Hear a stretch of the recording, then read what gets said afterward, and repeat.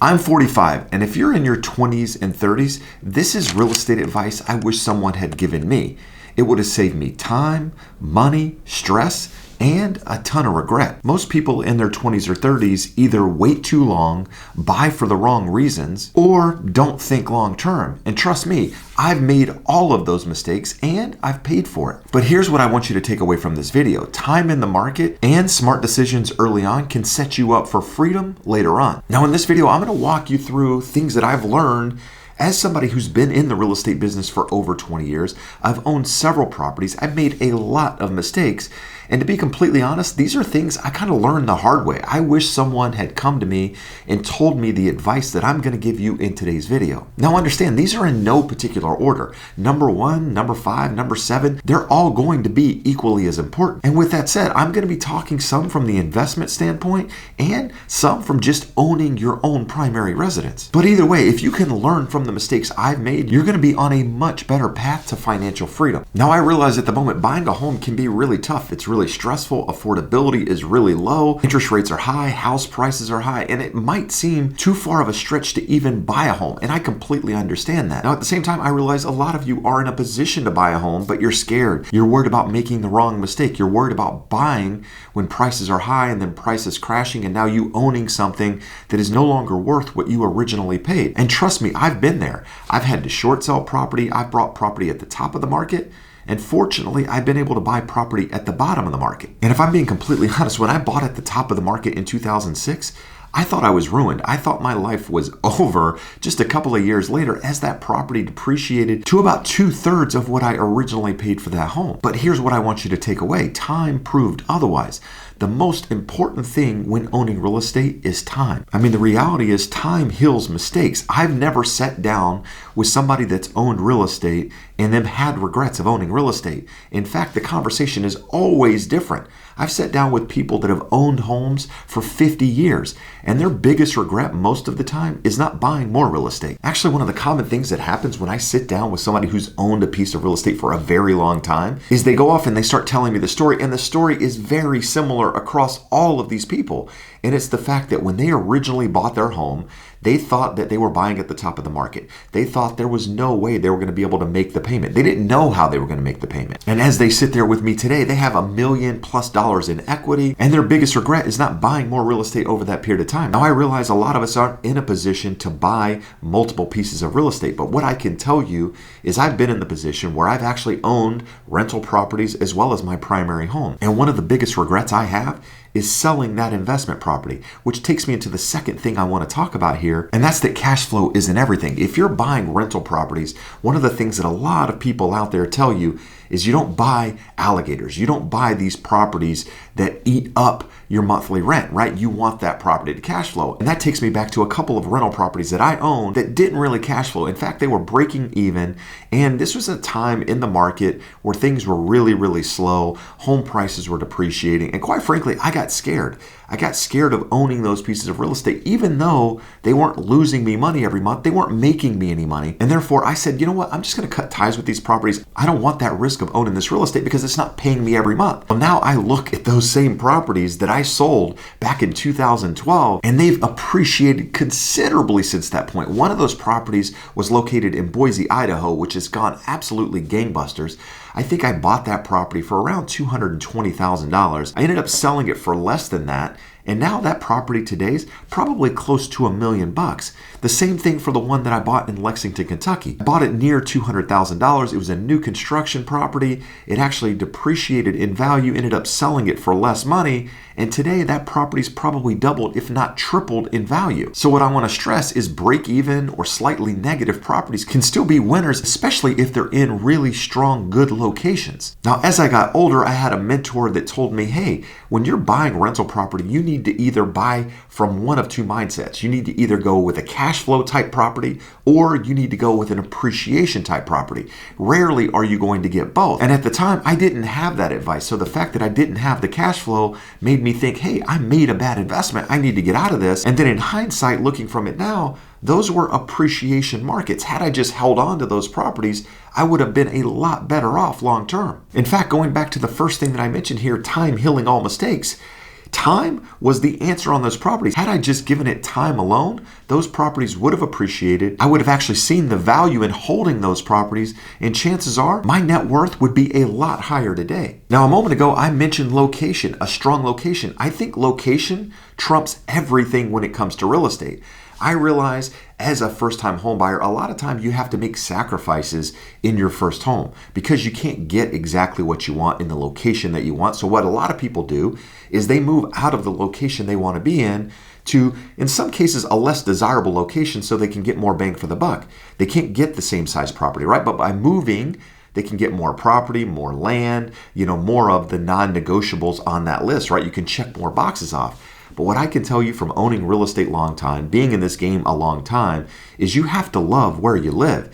And so if you're buying in a location that you don't absolutely love just so you can get more home, you're going to regret that long term. In fact, I've made that mistake. The first property I bought in an area that I didn't absolutely love. And I spent all of this time on the freeway driving back and forth to Huntington Beach where all my friends were and where I was spending all my time. And what I realized is I should have just purchased in Huntington Beach. Maybe I couldn't have gotten exactly what I wanted in a home, but I probably would have been a lot happier based on the location alone. And that goes along with the next thing that I want to talk about is your first home doesn't need to be your forever home. It doesn't need to check every single box on your list. In fact, it's probably not going to check a lot of the boxes on that list if you're really picky.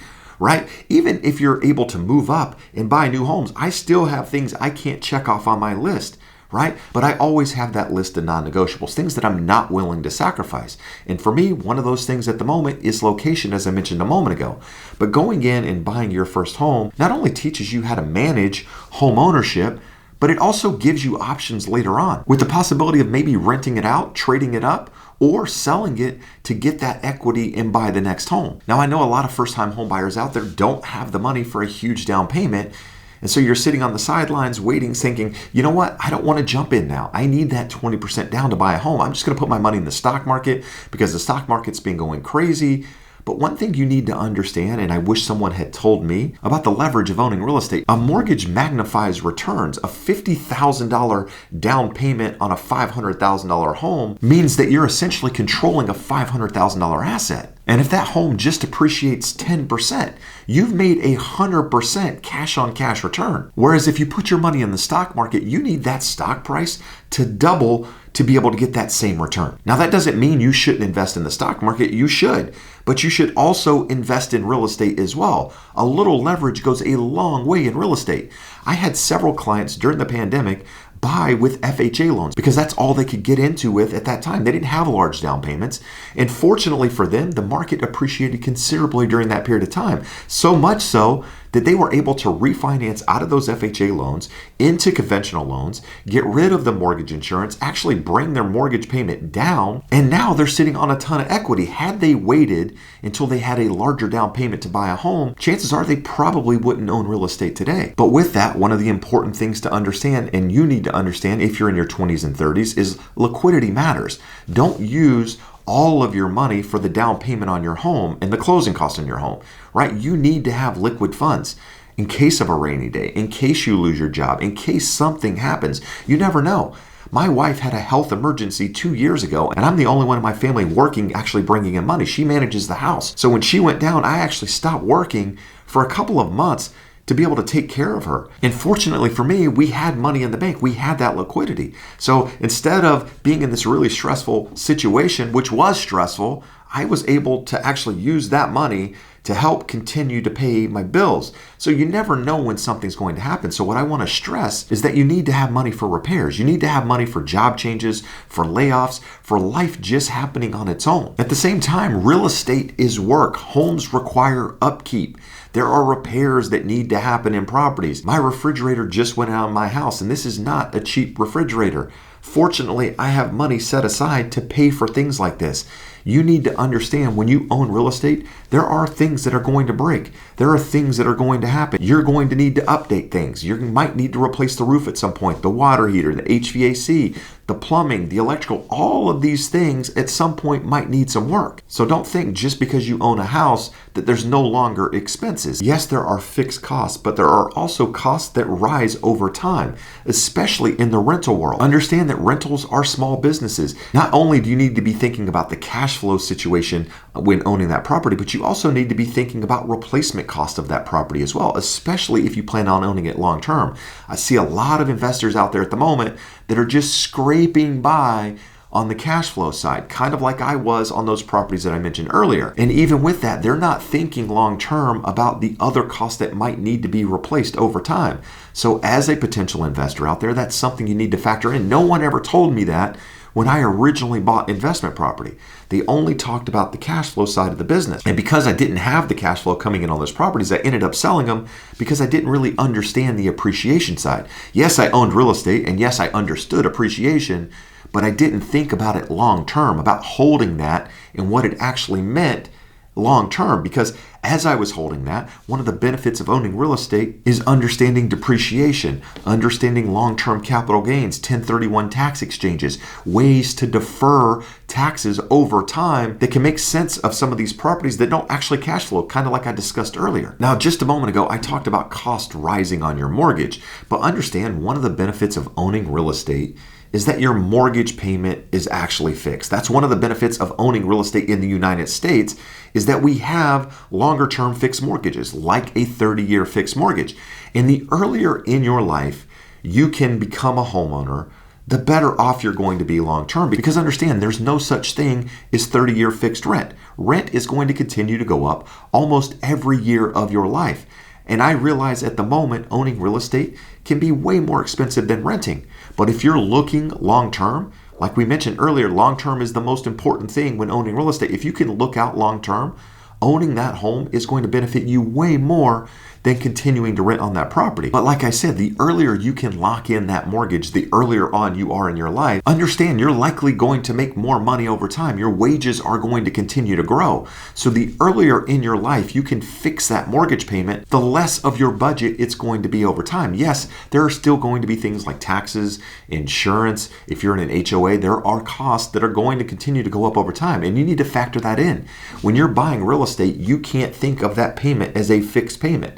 There is a portion of it that's fixed, but there's also a portion of it that's going to continue to rise. And a lot of people out there don't talk about that other piece. Things are going to get more expensive over time. Inflation makes the cost of things go up. And as those costs go up, you're going to have to pay for it in one form or another.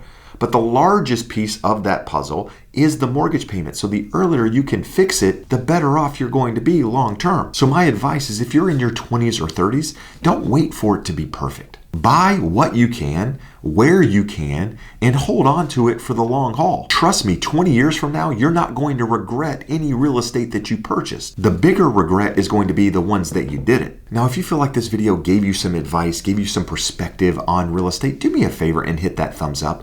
And if you want more real world advice like this, please consider subscribing to the channel.